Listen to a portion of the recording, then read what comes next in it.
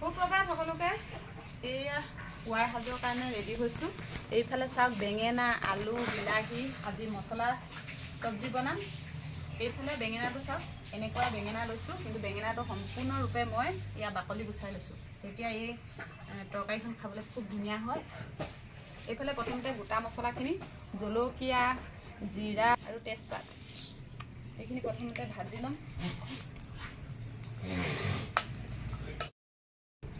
এইফালে মছলাখিনি হৈ গ'ল, জুইৰ পৰা ইমানেই তাপ।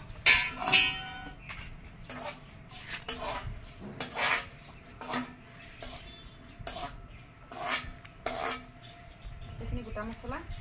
এইফালে আকৌ কেৰাহীখন পাতি লৈছোঁ। কেৰাহী গৰম হ'ল, এতিয়া এয়া মিঠাতেল দি লৈছোঁ। পিঁয়াজ কেঁচা জলকীয়া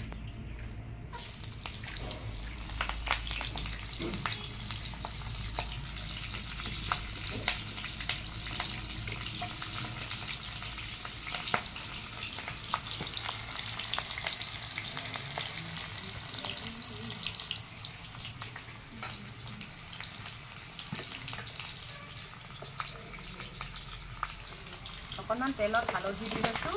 যেতিয়া মানে ঘৰত মাছ মাংস একো নাথাকে তেতিয়া এই তৰকাৰীখন বনাই খাই চাবচোন, খুব ধুনীয়া লাগে। আপোনাৰ একেবাৰে মাছ মাংসলৈ মনতেই নপৰে।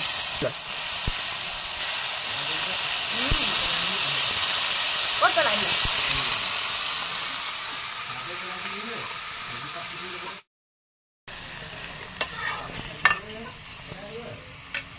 বাহিৰত জুই হ'লে কিমান সুবিধা জানেনে?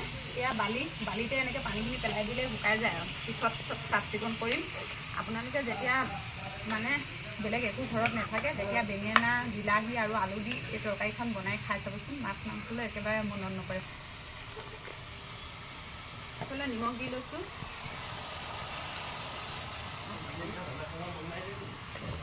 নাজানো কি হ'ল, অঁ সেইকেইটা এনেকুৱাই।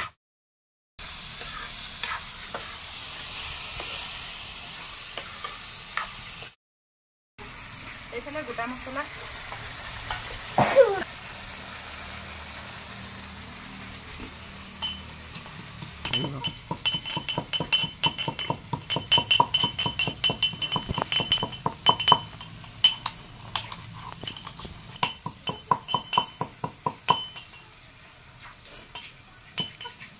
এয়া মছলা খুন্দা হৈ গ'ল।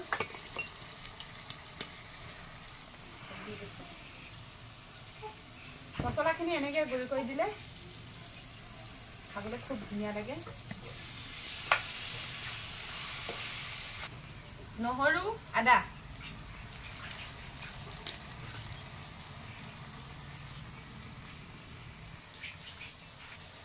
চাৰি ফুটা নহৰু লৈছোঁ আৰু এডোখৰ আদা।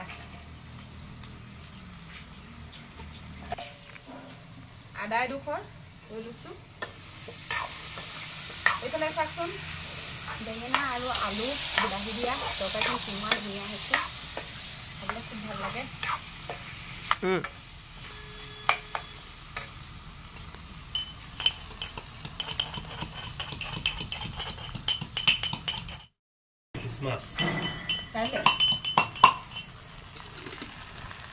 এয়া আদা নহৰু খুন্দা হ'ল, ইয়াতে অকণমান গৰম পানী দি আৰু খালি ইয়াত দি দিব।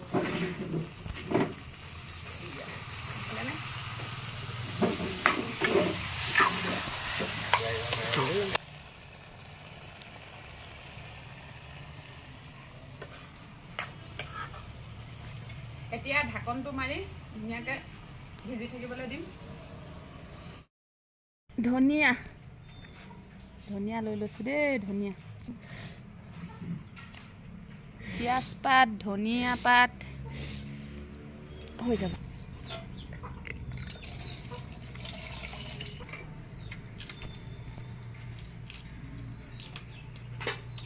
পাঁচ মিনিটত হ'ব পৰা ঝটপট তৰকাৰী ন, কিমান ধুনীয়া হৈছে। এয়া ধনিয়া পাত কাটি দিছোঁ, পিঁয়াজ পাত ধনিয়া পাত চাউচলৈ দেখা দিয়ে। খাবলৈও সোৱাদ লগা আৰু 5-10 মিনিটৰ ভিতৰতে হৈ যায়।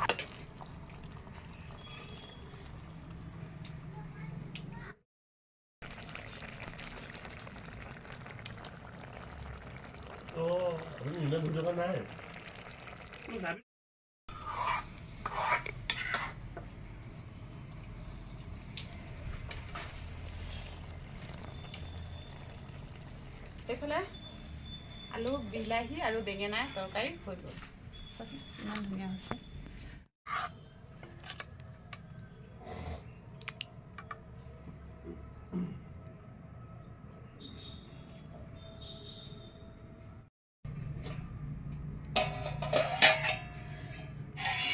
ভাত বাঢ়িবলৈ লৈছোঁ।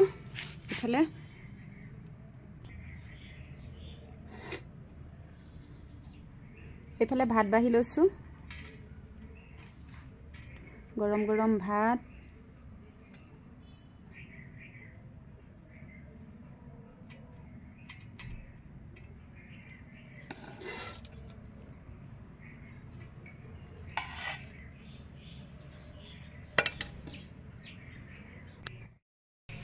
এইফালে গৰম গৰম ভাত বাঢ়ি লৈছোঁ ল'ৰাটো আৰু মোৰ কাৰণে।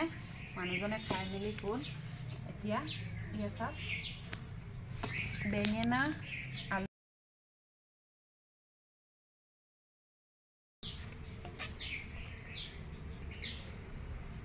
আৰু আলুৰ তৰকাৰী। আজি পুৱাৰ সাজটো মানে এনেকৈয়ে খাম। এইফালে লৰালে বাঢ়ি লৈছোঁ। এইফালে মোৰ